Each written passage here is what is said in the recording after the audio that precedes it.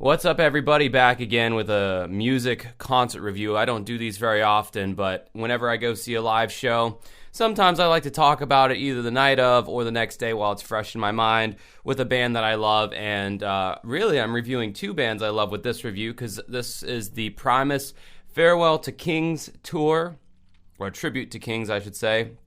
And it was Primus playing some of their stuff at the front end of the set, and then in the middle they covered the entire Rush album of Farewell to Kings, which came out in 1976. And now why exactly they chose that particular Rush album was so comically random, because not like that was a bad Rush album by any means, but in their pantheon of popular albums, fan favorites, that's not really at the top of the list for most people. You got your 2112s and your Moving Pictures, and for synth nerds like me, Signals, and then Farewell to Kings is not really in the top 10. So I thought it was hilarious that Primus, I know they're huge Rush fans. I'm a huge Rush fan. So I knew that they loved Rush already, especially Les Claypool. So it didn't surprise me that they were doing this. And I was initially skeptical on going because it's like, if they're only doing that album, then I don't want to hear Les Claypool attempt to pull off Geddy Lee's voice, because I knew that they are worlds apart pitch-wise. But then I listened to the Eddie Trunk podcast, and Les Claypool was interviewed, and he was saying, like, we're going to do Primus songs before, and then we're going to do the Farewell to Kings, and then Primus songs after. And I was like, all right, I'm sold. So me and a friend went down to the St. Augustine Amphitheater yesterday for the March 7th date of their tour. And I gotta say, man, I think, I don't know if it's because they were doing a Rush album, but that place was packed out. I mean, it was a fairly big amphitheater, and it was packed out with people. I did not realize that Primus still had that kind of draw, and that makes my heart happy. I've seen Primus 3 times now, once in 2005 at the Tabernacle in Atlanta, and they did a lot of the songs that I wanted to hear at that point. And then I saw them again, I think, at around 2011 in Jacksonville, Florida at the Florida Theater, and that was around the time that their album Green Naugahyde came out, and I didn't so much care for that album, and they played a lot of material off of that album. So that one was a little bit of a disappointment, and this one is probably like not my favorite performance I've seen by them, because that was definitely the Atlanta one, but it was definitely better than when they were in Jacksonville. This is overall, well, I guess if you count the fact that they played a fucking Rush album beginning to end, I guess it is my favorite Primus performance so far. Les Claypool's voice, despite the fact that he said he was sick that night, sounded top form. If you like his voice, it's a very unique voice. The band sounded amazing. The bass and drums were very punchy, and of course the bass was center stage. It was mixed higher than the guitar, as usually is the case with a Primus show, and I will say the guitar was mixed down to a fault. Like, you could really kind of barely hear Larry Lalonde play these kind of iconic parts that you want to hear in songs like Wynona's Big Brown Beaver, or, you know, some of the other stuff that they played that night. You could really barely hear the guitar, and I feel like they always do him that way. And I don't know why, listening back to the mix, he's like, yo, why is my guitar so fucking quiet? Like, can you bump me up a few notches less, you know? But so that was kind of annoying. I do feel like the guitar got more prominence when they got into the Rush period of the set or whatever. I will say, looking at the set list from their very first show, which kicked off August 10th, 2021 at the Ford Amphitheater in Nampa, Idaho, their sets seemed a little bit shorter than what we got. And also, we got new music. By the time they hit St. Augustine, they started playing their new material, which I didn't even know they had new material. I am not going to lie, I kind of stopped following Primus after Green Naugahyde because I really just didn't like that album. I don't like that bass envelope, watery sounding filter that Les has on his bass these days. He loves that effect. He uses it on every new Primus song since Green Naugahyde, it seemed. And then when the Desaturated 7 came out in 2017, that album was just awful. Like, there was not a single memorable moment off that album whatsoever. So I stopped paying attention to new Primus stuff. I just stuck to the classics. For me, it's Anti-Pop and Before are my prime Primus years, and that's probably how it is for most Primus fans. Although I'm sure there's some out there that would be like, no, dude, their new stuff's just as good. So they played on our set. Well, first of all, let's look at the first set that they did, because they changed it up every night. The first set they did in Nampa, Idaho, was those damn blue-collar tweakers. They opened with that. I wish I could have heard that song. They did not play that at our show. They played Mr. Know-It-All. They did not play that at our show either. Groundhog's Day, they did play. Fisticuffs, they did not play. Seas of Cheese, they did not play. Frizzle Fry, they did not play. My Name is Mud, sadly, they did not play. Really would have loved to have heard that one. I think the whole audience would have loved to have heard that one.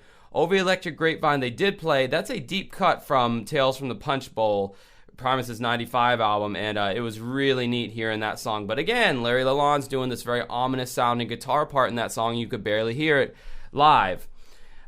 Skipping the Rush stuff for now, they only did a 2-song encore at this first show, which I think they did a 4-song encore at our show. They did Wynona's Big Brown Beaver and Southbound Pachyderm. I was so glad they didn't play Southbound Pachyderm, because they have a tendency to just drag on with that song, and it's already kind of a slow burn song as it is. So I was glad that they didn't play that one. So now let's look at the set that we got at the St. Augustine Amphitheater. So last night they opened up with Groundhog's Day, which is a very slow kind of meandering song for most of it, and then at the end, it finally kicks in with that hyper funkadelic Primus groove that you're used to. So that was interesting that they started the show off with that riff or whatever. Then they went into Anti-Pop, which I thought was pretty cool. Historically, Primus hasn't played many songs off of Anti-Pop except Lacquerhead, which is another song they didn't play that I would have loved to have heard. Then they played Herald of the Rocks, which is kind of a very deep cut from Frizzle Fry, Primus's first album. And it's long, and it's not my favorite Primus song, and so far they're opening up with 2 kind of deeper cuts from Frizzle Fry, and I'm just like, oh man, are they doing the whole deep cut set where they're not really gonna give the fans very much of the juice? And that was kind of the case for this particular show. The Farewell to Kings bit was really the highlight, because the Primus material, they went all kind of deep with it. Then they debut, not debut, but they play one of the new songs, Conspiranoia. It's an 11-minute long song that should have only been 4 minutes long. It's got some cool ideas in there for sure. I like the lyrical content about conspiracy theorists and how nutty shit's getting here in America and all that. But honestly, I would have loved this song to have been way shorter, because I found myself at the amphitheater being like, okay, you keep kind of doing the same thing over and over. Then they did Over the Falls, kind of a deep cut from the Brown album, 1997. That was a cool song to hear. You know, in the video, Les is playing a stand-up bass, but he had this weird acoustic-looking kind of bass for that song when he played it live, and it was interesting just to hear. Then they played Lee Van Cleef, a cut off of Green Naugahyde. Now, I liked this song a lot more live than I did listening to it at the time, because they had this really cool video that accompanied the song of this, like, zombie I guess, bandit who got hung, and then he's looking for the sheriff who killed him, and it's this very bizarre, very Primus-y animation style that I thought added a lot to the show and to the song itself. Then they do Welcome to This World, a fantastic cut off of Pork Soda that, unfortunately, they only did a snippet of. Now, apparently, this is a common theme throughout this tour. They would only do snippets of certain songs for whatever reason. Sometimes they do the full version, sometimes they just do a snippet of it. It was great hearing Welcome to This World, but I would have loved to have heard the whole thing instead of just a snippet. And then they do Over the Electric Grapevine, which I said before was great to hear. Very deep cut from Tales from the Punch Bowl. So it was nice to hear that. So then they go into an intermission, and then we get to the Rush set. Now, it was so cool to see. I mean, they had all the gear. Les Claypool was rocking the Rickenbacker bass guitar, the black one that Geddy Lee played during that period. Larry's playing the Gibson 335 hollow body guitar that Alex played at the time. And, and then Tim, I'm assuming, I didn't confirm if Tim Alexander was the drummer for this tour, but assuming he was, he had Neil Peart's kit set up exactly how he had it set up for that tour, with the wind chimes on both sides, the bells, the xylophone, every bit of ridiculous percussion that Neil had on his kit back during that tour, Tim had. And boy, did he use it. And man, Tim Alexander can hang right in there with Neil Peart. I mean, the whole band musically, everything was flawless when they did this set. It was so meta and crazy because it's like this is Rush. This is what they would have sounded like in 1976, but it's Primus, who is also a well-known popular band, doing Rush, one of my other favorite bands, and it was such a cool, mind-blowing experience. Les Claypool's no stranger to covering entire albums. They did the entire Animals album when he was doing his Les Claypool's Frog Brigade project back in the 2000s, and that was also very, very fucking impressive. They did the whole Pink Floyd Animals album, insane, but they did such a good job on it. But anyway, getting back to this, when I saw them on stage, I was like, Les Claypool comes out and he's stage right, and I'm thinking, like, why is Les Claypool stage right? He's usually always stage left, and Larry is stage right. And then it dawned on me, Geddy Lee always was stage right. So that even down to where he was standing on the stage, it was faithful to Rush. He had the same synthesizers. He was doing the synth parts. He had the bit Taurus pedals that Geddy Lee used to play. Les would brought out the double neck guitars for Xanadu, which was epic to see that song performed live. I saw Rush twice in 2007, and unfortunately I wasn't able to see them again. And then Neil passed away, and now unfortunately I will never be able to see the greatness that is Rush. Although I had been saying in my past videos that Geddy Lee's voice had decayed a bit. It's kind of a shell of its former self. So I actually made the argument that it was kind of time for Rush to hang it up, because they were kind of, Neil felt like he was losing his technical abilities, and then, he had that whole brain tumor thing that he ultimately passed away from. So anyway, not to try to get into any of that negativity. The set was great. Now, the one elephant in the room here, right? Les Claypool vocally can in no way hang in the range of a 1976 Geddy Lee. Geddy Lee of 2022 can't even hold a candle to the vocal range of 1976 Geddy Lee. So with that being said, yes, the vocals were a little disappointing, as Les Claypool had to sing everything mostly an octave down. Imagine a song like Closer to the Heart. I mean, that song's a beast for any vocalist to sing. Geddy Lee was a freakishly high tenor back in the day, and he utilized it to every last drop of it. And as you're listening to these songs, you're finding yourself, like, even though the music is as great as it is, you're really missing that third component, which was Geddy Lee's soaringly high vocals, which really shined on songs like Cygnus X1 or Farewell to Kings or Closer to the Heart. This was a relatively short album, so it actually made sense the more I started thinking about it, that, oh yeah, you could totally do this whole album and it wouldn't eat up a huge chunk of your set. I feel like this album probably only clocks in at about 40 minutes, if I had to guess. But yeah, it was incredible. And I mean, they even And speaking of Cygnus X1, that was kind of the whole impetus why they ended up covering A Farewell to Kings, the entire album, because they wanted to do Cygnus X1 so bad. And that is a very badass Rush song, and my God, they pulled it off musically flawlessly. It sounded so cool.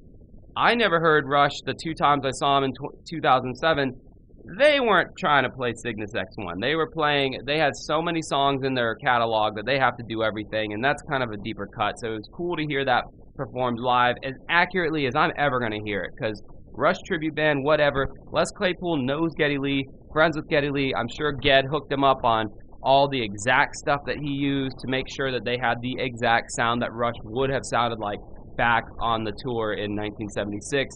So that's as close as you're going to get to hearing these iconic songs, outside of hearing Geddy Lee sing them himself, which, again, he wouldn't even be able to sing these songs now. So it was awesome overall. Then after that, they do their encore, and now that I'm looking at it, they actually only did 3 encores for us. They did The Heckler, which, great, deeper cuts. Then they did their other new song from their, upcoming album called Follow the Fool. I liked that one better than Conspiranoia, because it was, first of all, shorter. It had it was more concise, and it didn't ramble on too much. Primus has a tendency every now and then to wank around with their songs and get a little jammy. I never like jamming. I think I've mentioned that before on this channel. I'm not a huge fan of taking songs that, cool, my light just died, taking songs that people know, and then live you just extend it out for a long period of time. I think most people get bored by that, honestly. I don't think anyone really, unless you're on drugs, I don't think anyone really truly gets off to that kind of stuff. And then they closed with Wynona's Big Brown Beaver, which was really cool.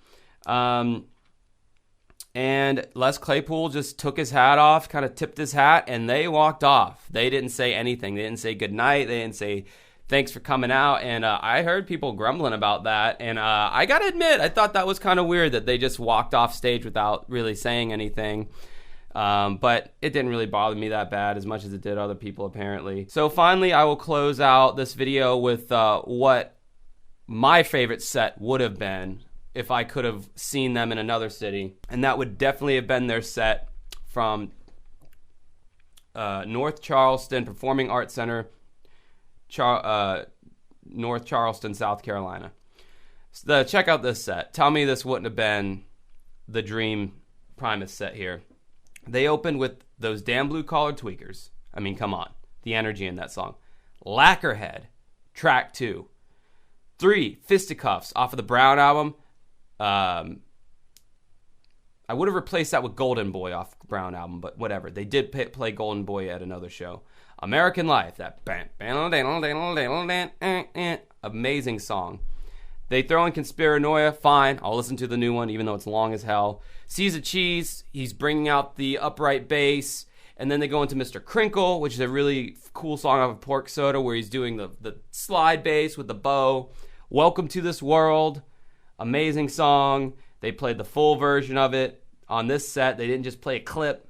My Name is Mud. This was so Pork Soda heavy. I think maybe that's why I like it so much. Bob had a friend, took a belt, hung himself in the doorway in the apartment where he lived. Like, that would have been great. And then for the encore, they do 4 songs for this encore. They do Too Many Puppies, would have been a cool song. Not my favorite off of Frizzle Fry, but would have been cool. Sergeant Baker, love that song. Tommy the Cat as the closer. Come on, man. Why couldn't we at least gotten Tommy the Cat? Like, they literally didn't play hardly any of my favorite Primus songs at this show. But I'm not going to complain too much because I loved the Farewell to Kings thing. It was fantastic. Great tour. If you have a chance to see them, do it now. As these bands get older, our alternative rock bands and weird bands from the 90s that we love, we don't know how much longer they'll stay around, so go out and see them. Hope you enjoyed this video. Let me know if you went to the show. Till next time, enjoy the rest of your night.